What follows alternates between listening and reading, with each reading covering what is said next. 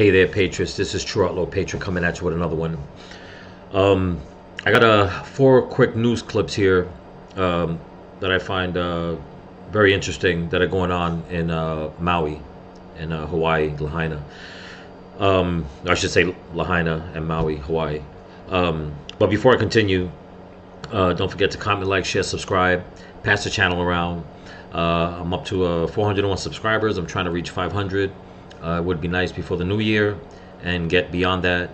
Also, if you want to help support the channel, in my description is a link to my Cash App and PayPal. And I want to thank all my new subscribers and all my subscribers for joining, for sticking with the channel, and for all the great comments and all the positive feedback that I've been getting. So with that being said, it looks like in Maui another one is resigning. One of the original Band of the Hand brothers, back from when this fire started back in August 8th. And it's the water commissioner is resigning. Why? Who knows? One would have thought that back then he would have got fired. But of course, nobody's gotten fired. Okay, so two key people that could have helped Hawaii are gone. One was Andaya, and now I don't even know this guy's full name, but you know, he said that he shut off the water because, you know, it was sacred. Other evidence shows, you know, on the contrary to that.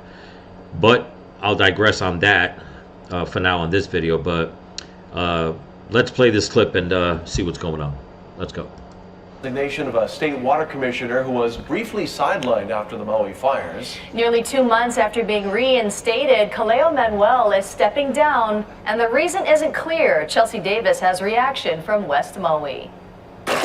Water in Kaua'ula Valley is flowing. The kalo is healthy. The Palakiko Ohana say Kaleo Manuel played a vital role in helping them maintain their water rights. He's been so helpful as a steward to us in making sure that the amount of water that's given back to us in the stream is maintained so that we could try to get the muliwai flowing, restore our ecosystem in Kaua'ula Valley in our stream, as well as, of course, maintaining our lo'i kalo. Manuel was the deputy director for the Commission on Water Resource Management. He was temporarily reassigned from his position in the wake of the Maui wildfires after he had been wrongly accused of withholding water needed for firefighting. Okay, hold on. That right there I find confusing. They're saying that he was wrongfully accused. He admitted for shutting off the water. Okay, now if they're trying to turn this narrative saying that he was falsely accused of why he did it, it's not about being falsely accused of why he did it. The question is, why did he do it, knowing that the greater good of the island needed him to be on deck with opening up that water supply to save, okay, as much as they could have. But in return, by him saying that he shut off the water, and if that was the case, look at all the devastation that happened, and now look at the long-term effects, because now they want to start dumping all that toxic waste onto another part of the island that's going to seep into the ecosystem. And the people now in Hawaii, they're protesting that. So for them to come out and say that he was falsely accused, it's almost as if they're trying to justify what he did, and, you know, trying to make it seem like, oh, don't worry about it, you know, his choice was greater than all the devastation and you know, chaos that happened, or what he could have at least helped to prevent a lot of it. You know, it's beyond me the way these people are looking for. It's like they're trying to play the victim. They had one job, okay, and they failed, and they were caught in lies and contradictions, and now they want to play the victim. Oh, he was falsely accused. He admitted himself what he did. Okay, that doesn't excuse him not making the choice to help people. He knows what he did. He's a grown man. He knows the choice he did. He made a choice. and now he wants to resign? Well, let's continue. But the community rallied behind him and demanded he be reinstated. He was in October. Hawaii News Now learned of his resignation late last night. Water and Land Senate Committee Chair Lorena Noy said Manuel told her he wants some time for himself during the holidays, but she's working to find out more. I'm not sure what's happening within the administration of DLNR as well, but I do know, though, that members of the commission has been a big supporter of Kaleo. DLNR Chair Don Chang said the public can be reassured that the critical work of the Commission on Water Resource Management continues on. Hui Onavai'eha said unfortunately the politics of that position and all that he went through with the forced reassignment and reinstatement can take a toll on someone. It seems that there may be more going on internally than we know. With the way that No, I don't think so. I think that this man, he's trying to tuck tail, okay, just like Andaya did. Okay, either he knows he really messed up and it's going to come back, so he wants to, get out the position as quickly as he can because something's about to come, maybe an investigation or something like that, or maybe it's just plain guilt. Okay, and for the statement to be said that he's saying that he wants time to himself for the holidays, well, guess what? Okay, there's a lot of people out there that were not able to celebrate the holidays, and the ones that did probably couldn't because a lot of their loved ones are not here anymore to help them celebrate.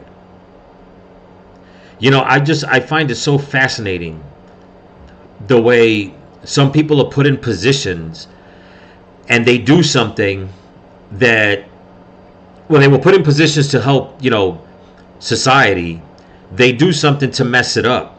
And then they want to play the victim. Okay? I mean, I can go on stories right now with what's happening with our current administration, but I'm not even going to get into that because it's just disgusting and vile. But I'll get to it at some point. If he wants to resign, hey, that's his choice. But I still believe that an investigation needs to be had. And there's a lot of people in Hawaii, okay? A lot of people in Maui, in Lahaina, that want answers. So these people, they can keep going on with, keeping it tight-lipped and resigning and doing whatever and coming up with the, oh, boo-hoo, I'm the victim here, I'm stressed out, this job. Well, you know what? That's just the beginning, okay? Because this is not something, and I keep telling people, the people in Lahaina, in Maui, they cannot be forgotten. This whole situation cannot be forgotten and swept under the rug. All right? It just can't happen. There are still people missing. There are still children missing. Lest anyone forget. Okay? But the next clip I'm going to show you is Governor Green now asking people to try to house, 3,000 people that are displaced. Okay, and that's another thing that, here we are months later, and yet not one thing has been done, or it doesn't even look like it's in the works of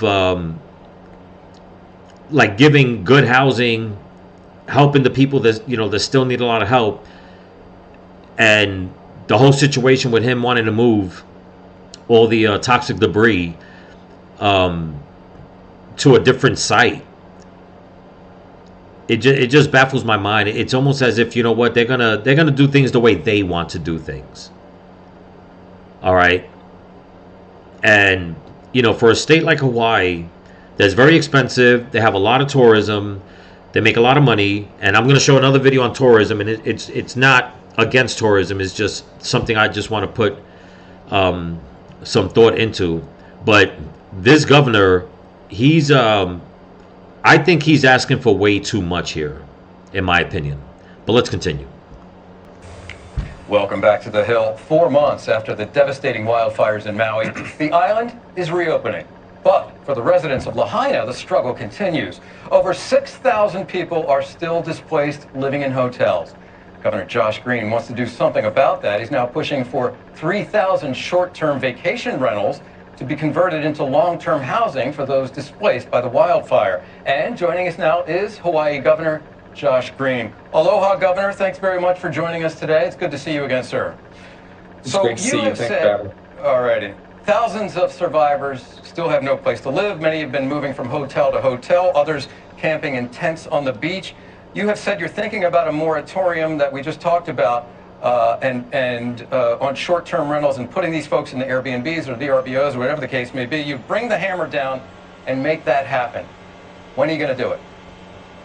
I'm going to do it in January if we don't get enough help. Let me frame this for everyone, and so they know that it's not some kind of dangerous idea or a policy decision that's fickle. We have 27,000 short-term rentals on the island of Maui. We have 3,000 families that need housing. Now, what I'm proposing is gently to have people volunteer to transition their short-term rental to a long-term rental. We will keep them whole. In other words, we'll give them fair market rate for what they were getting at their short-term rental rate. And we also passed a tax break, the county government did, so that they will not pay property taxes for 18 months. So it keeps them whole, but we need 3,000 people to step up, those who have these properties, because that way we can get our people out of hotels, of which there are 6,126 people in hotels right now, and into long-term rentals, so over time I can build housing.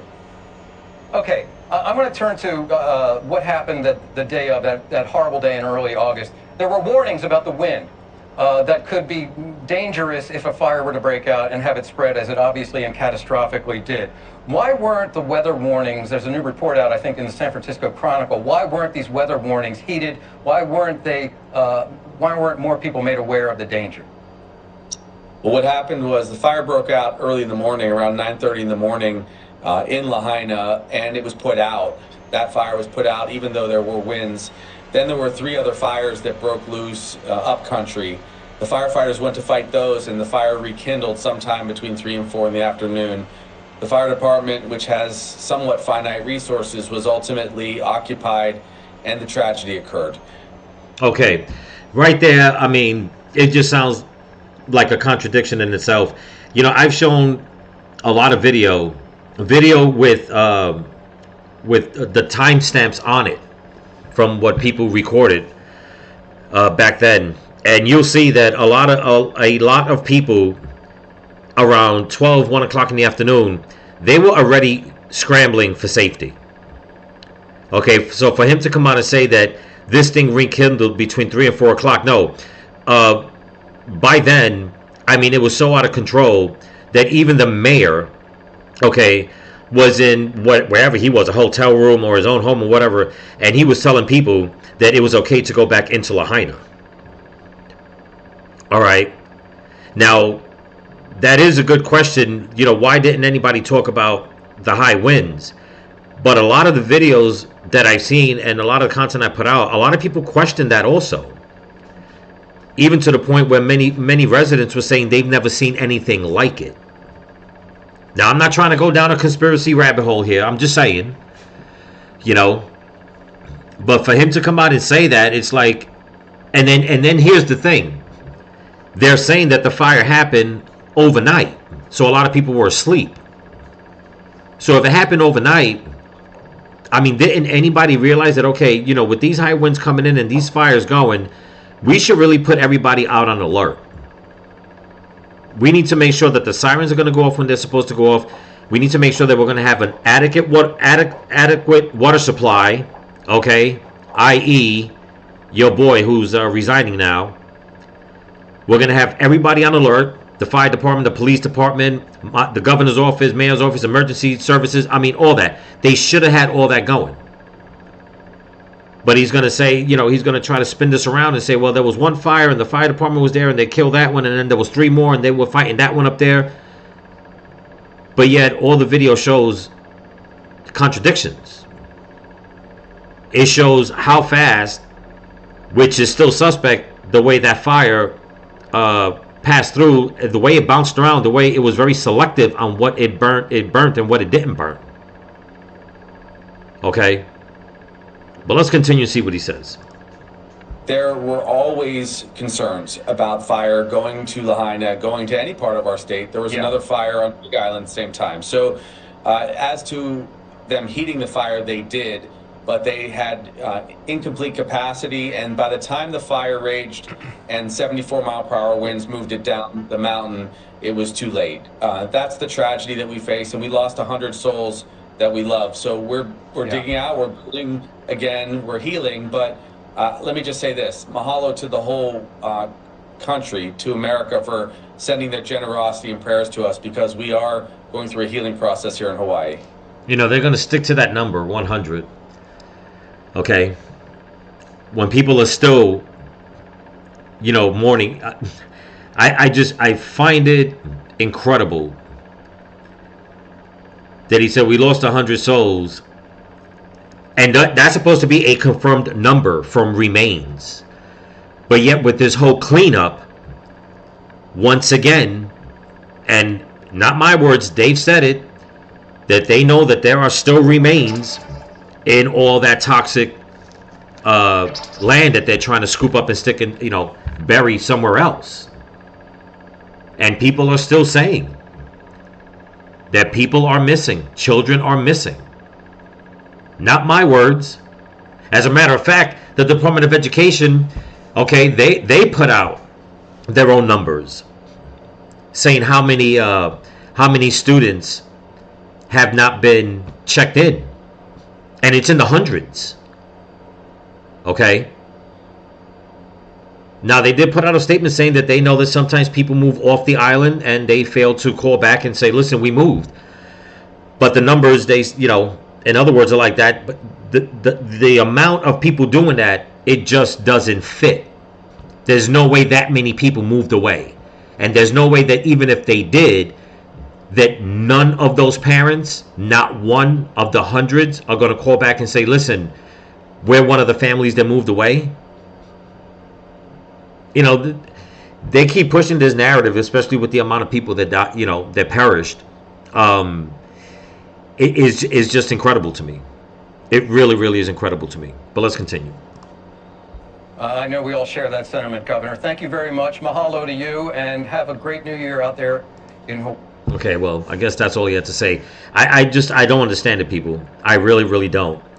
You know, and to make matters worse, you know, he's asking, you know, people to house others. Okay, that's fine and good.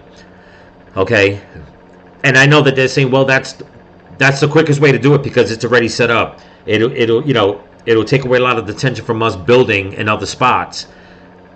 But, and this is just me asking, okay, not trying to pour any fuel on the fire, but has anybody asked Oprah Winfrey if she can have anybody on her property, or Mark Zuckerberg? I mean, he just bought, you know, what, $100 million, $200 million, you know, worth of land. He's going to build a bunker and a big old, you know, resort type, I guess, visiting facility or whatever the case is, you know. And now, the next news report I'm going to show you is where they're going to spend, what, $900,000, you know, towards tourism. And it makes me wonder, it's like, all right, well, you have that for tourism, but you're going to take more money to pay off the people that have the Airbnbs and all that, hotel rooms or whatever the case is. So why don't you just use that money in order to pay where the people are at now? I mean, it's just so confusing. It's just going back and forth, back and forth. It's confusing. But let's get to the next clip of what I'm talking about. Here we go. $900,000 to market Maui to Canadian visitors. That's how much the state is spending on a Hawaii Tourism Authority contract, hoping to attract respectful tourists from Maui's largest international market. Okay, I'm going to stop real quick right there. And the reason being is because I was looking through some of the comments, and I don't want anybody to take this the wrong way. A lot of my subscribers are from Canada. I thank them. I'm on Rumble and all that. I'm advocating for people to be respectful. Not saying that they're not, but it seems like this news report, they want to spend all this money to tell people, you know, tourists, to be respectful. Now, some of the comments, like I said, it just seems strange. Like some people are taking it the wrong way. Now, I don't know, okay, what's going on over there when it comes to tourism. Me personally, just my personal thought, I think that that amount of money could be used in a better way. I mean, they're going to take money, like I was saying, to place people in other areas, Airbnbs and hotel rooms and stuff like that, and they're going to pay the owners a certain amount, but then they're going to go and spend almost $1 million to do exactly what for the tourism industry. To tell people. I mean, anybody goes on vacation. I know some people do get out of hand. It happens. It doesn't matter. But I mean, do you really have to spend that much money to tell somebody something that it just is just common sense? But let's continue. Bryce Moore reports. Tourism officials say before August 8th, visitors to Maui from Canada accounted for almost 8% of arrivals, making it the largest international market for the Valley Isle. People lovingly refer to Maui as the 11th province, similar to the way that some of us Kama'aina call Las Vegas the 9th island. The Canadian visitor is very important to the island of Maui and the many jobs and small businesses that visitor spending supports. That support is critical to the contract, which calls for an integrated plan to market Maui to Canadian visitors. Maui is welcoming visitors who are compassionate, who can come respectfully, who can really abide by some of the sensitivities and restrictions in place to protect the community at this time. Lahaina resident Dion. I don't know. I don't know. This just doesn't sound right. Me personally, I think why are they pointing the finger just at one type of tourist? I'm not understanding this, and I'm not trying to play a devil's advocate or try to start anything that's not what it is. I'm just not understanding why they're singling out Canadians. And I'm not, like I said, I'm not trying to stir up the pot here. I'm not trying to poke at this hornet's nest. I just don't. I mean, a lot of people are going to go to Hawaii, and they're going to be very curious about what happened. They're going to probably try to go in or around the burn zone if that's what they're referring to. So, like I said, to be sensitive is just common sense from anybody. But why point to one tourist, or I should say tourists that are coming from one place, and then just to spend that much money on it? With everything that's going on, you would think they will pull from as much of the resources that they have, take out whatever extra cash and say, you know what, the people that come here, it doesn't matter where they come from. If they're going to be rowdy, they're going to be rowdy. If they're going to be respectful, they're going to be respectful. 95% of the time, 99% of the time, they're going to be respectful anyway. But to spend this much money, okay, to try to get a point across, I'm not understanding that. And especially, with people coming from Canada. I mean, I don't want any of my subscribers or anybody from Canada to look at this and be like, you know what, Maui doesn't want us, screw them. No, I'm not saying that. Okay? I mean, because Canada is going, it went through, and they're probably still going through, a lot of wildfires themselves. And a lot of people, in case anybody forget, they're still going through stuff. And a lot of people have been displaced also. But you don't, I'm not understanding. You just don't, unless they have said it, I haven't seen it, but you don't see anybody from Canada saying, we're putting this much money to the side for tourists, and, we just want the ones from here to be respectful. So I'm not understanding this news report. It kind of bothers me, but I'm putting it out there as awareness that, of course, everybody knows, to be mindful and respectful. But this goes to anybody from anywhere around the world that's going to visit Hawaii. As you should when you visit anywhere in the world. You're supposed to be respectful. But let's continue. Andre Makakoa lost his home in the fire and spends his days now on Ka'anapali Beach with the Fishing for Housing community group, telling me residents have called for sensitive messaging well before the fires, but now more than ever. There needs to be messaging that goes out to the tourists that come in to tell them how to behave here. A lot of times tourists aren't actively trying to be disrespectful, but through ignorance comes that disrespect, you know what I mean? And so if we're able to, just the key points, like, hey, be mindful about this. Don't go near wildlife. if the ocean looks like this and there's no locals in there, maybe you shouldn't be there. HTA says the marketing to Canadians will be direct to consumer advertising with digital and TV ads, as well as working with travel agents so they'll educate customers before arranging their travel. So long as you do it mindfully. And so for the time being, tourism's role in helping Maui's overall recovery is to ensure that the right kind of respectful visitor returns. Tourism officials say the $900,000 is coming from Hawaii's Tourism Emergency Special Fund. I don't know, man. This just sounds weird. I just had to, put my thoughts on this video. And another thing, they said it comes from Hawaii's Special Visitors Emergency Fund or whatever the case was. I didn't catch all that. But it's like emergency for tourism. Like, I mean, I'm just being ignorant here because I don't know. But in my opinion, I just think this money could have been better used. Okay, I mean, I know states, they allocate money to to certain projects, and they hold on to that money, and then sometimes they'll pull from there just to help out another project. I just think that in this situation, with everything that's happened in Maui, I think that they could afford to pull as much money as they can from whatever projects they have, and there's money sitting there to better serve the fire victims in Maui than to worry about, and not that they shouldn't worry about, but to spend a lot of money worrying about that. Oh, if people come from Canada, we want them to be respectful. It's like, I really don't think anybody right now, at this point, would try to be disrespectful if they're gonna go vacation in Hawaii. I mean, but don't get me wrong, there are people out there, they don't care. That they'll do things their way. They really don't care, because in their eyes, they're just there for a week or two and then they're gone. But I don't understand that. But the next clip I'm also going to show you is the residents protesting about the dump. There's footage out of how big this area is going to be. Okay, and in my opinion, I don't think it's temporary the way they're saying. But let's continue. West Maui families are protesting in opposition to a proposed dump site for toxic fire debris south of Lahaina. Our Chelsea Davis is in Oluwalu with both sides tonight. I'm right off of Honopi'ilani Highway in Oluwalu. The protesters are all gone, but their signs are still out here. You can see them behind me. They say, think of future generations and Malama'aina. They were out here since 8 o'clock this morning, and earlier today, there were hundreds of them. Take a look and listen.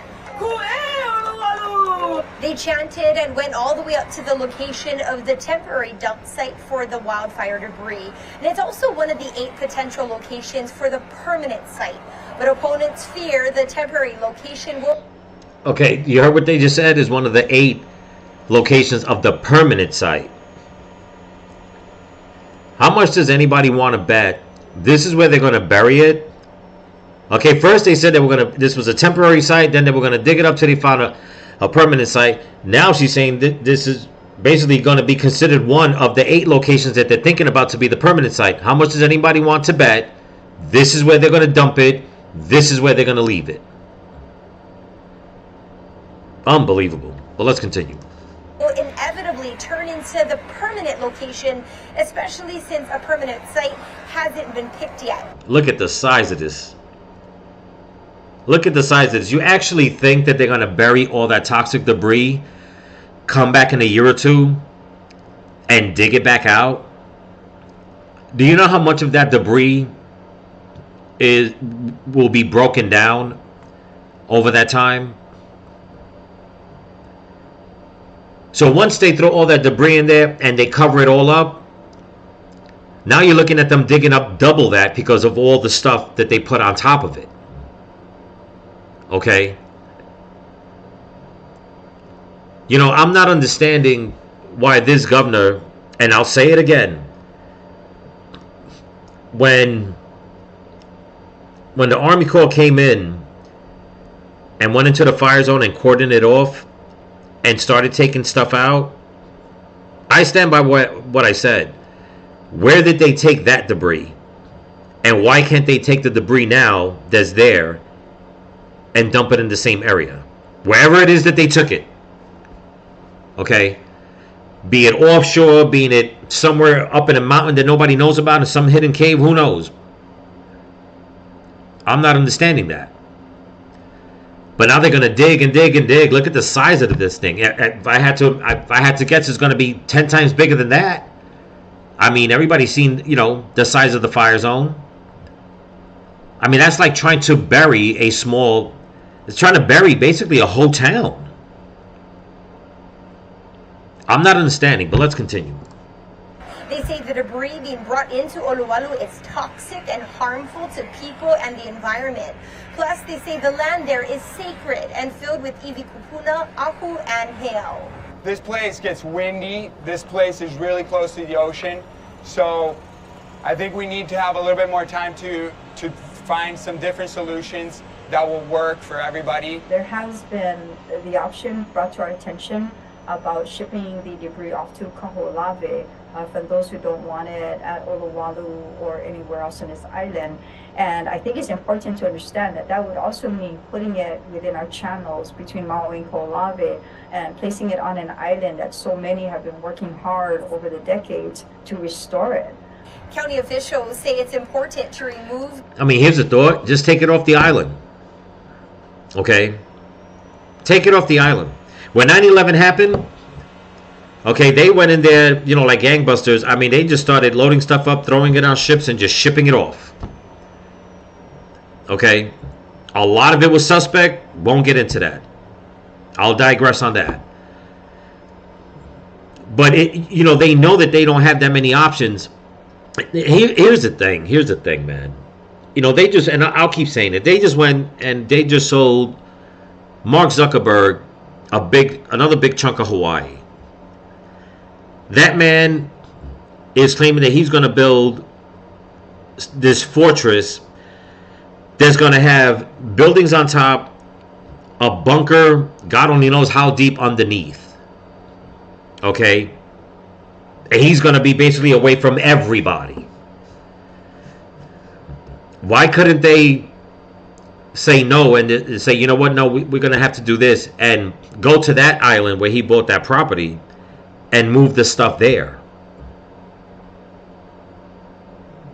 You know, it's a lot of people are saying that this is not good for them, and I agree 100%. Okay? This is not good for them to dump that, and especially in a place that's so porous, you know, that a lot of the locals, a lot of people that are involved, people that, you know, professionals are saying this is not good. It's going to break down. It is going to affect the ecosystem. But let's continue. The ash and debris from Lahaina as quickly as possible so the rebuilding process can begin. And again, they want to remind everyone that this is just a temporary site. They say a permanent location has not been chosen yet. They say the cost to take 400,000 pounds of debris off island will take years and billions of dollars. See, there you go. There's your answer. And it's not 400,000 pounds. It's 400,000 tons. Okay? And now they're going to say that it's going to take years and billions of dollars. I'm telling you, this is where they're going to say, you know what? Once it's in, once it's buried, that's it. They're going to forget about it. And trust me, the governor won't be governor when it comes time for this issue to come up. The mayor's not going to be the mayor. It's going to be a whole slew of new people. Things are going to change. People will still be advocating to get, you know, about this. And then they'll get another excuse. Well, we got to think about it. You know, I just got here and this is the mess that was left before. You know, when it comes to the transfer of power, they never really take on a lot of the dirt from the last administration and carry it over. Okay? So this is where the people of Hawaii, you know, like I've been saying, that, you know, that this is not over by a long shot for them. So now they got to deal with the homelessness. Now they got to deal with this. Then now they're going to have to deal with rebuilding. I mean, the natives of, you know, that are left here picking up the pieces, they have a long battle ahead of them. But let's continue. say there are residents who want it on island because the ash and the debris could contain loved ones and human remains. They agree there is no perfect site. There is a special council meeting on this very topic next week, Tuesday, January. Of course, there's no perfect site. Okay. And this is probably more of a reason why to say, you know what? Let's stop selling to the billionaires. Let's stop selling Oprah Winfrey and the rest of them all this property. Let's designate one area that if we're going to bury this, we'll make it a memorial. Nobody has to know what's inside the ground. As long as they know, if they feel that, you know what, there was some loved ones remains in that debris. And for as horrible as it sounds, even though it's all mixed up with all kinds of other stuff, but if we're going to bury it and we know for a fact that it's not going to contaminate the ecosystem, it's a way, for, it might be a little farther to get to, understandable. I don't know how traveling is for the, for the average person in Hawaii. But at least it's a memorial. They can put money together. They can, have the family, the victims' families and all that and friends come over, neighbors, and chip in to build a place, and make it a memorial where over time they can build on that and it'll be a remembrance of what's going on. But to go in and dig half this mountain out, that's only, I believe what they said, 5 miles from the fire zone. But people are complaining that it's a very porous area and that stuff will seep into the ground, into the ocean, mess up the coral reef. I mean, just cause all kinds of, ecological damage. So get ready, people, that once they bury it, it's not going anywhere. It's not. That's where it's going to stay. Because that whole narrative about, this is one of 8 sites that they're thinking about that might be permanent, that was never said in the beginning. They just said they found a site, they were going to bury it temporarily until they can, a year or two down the road, they can figure out where to move it. Now, all of a sudden, that spot where they're going to bury it is one of 8 potential spots that could be permanent. No, that is going to be the permanent spot. And that's just the bottom line. So Governor Green just needs to, shut up with the lies. Just come straight out and say, listen, this is the deal. This is where we're going to do it. And that's where it's going to stay. And we don't care about the ecosystem because, we want our 15-minute city anyway. You know what I'm saying? So, it just breaks my heart with what's going on. It's just nonstop. But, the truth will come out. And the people, the natives, they're going to get through this. They'll get through this.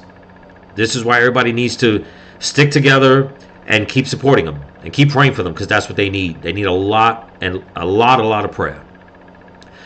But anyway, that's what I got for you. Hope you like the content. Don't forget to comment, like, subscribe. Give it a thumbs up. Pass it around. If you want to help to support the channel, there's a link in my description to my Cash App and PayPal. Hopefully in the next few days, I'll get the first production of shirts. I'm excited with that to get some channel merchandise going. So stay tuned for that. Also, just want to wish everybody, once again, a Merry Christmas, even though it's past, but still the Christmas holiday season, and a Happy New Year to come. Hope it's a safe and healthy one for everyone. And get ready because the way things are looking, 2024 looks like it's going to be fast-paced. It's going to be a roller coaster, people. So remember, stay vigilant, keep praying, and keep praying for each other. Peace.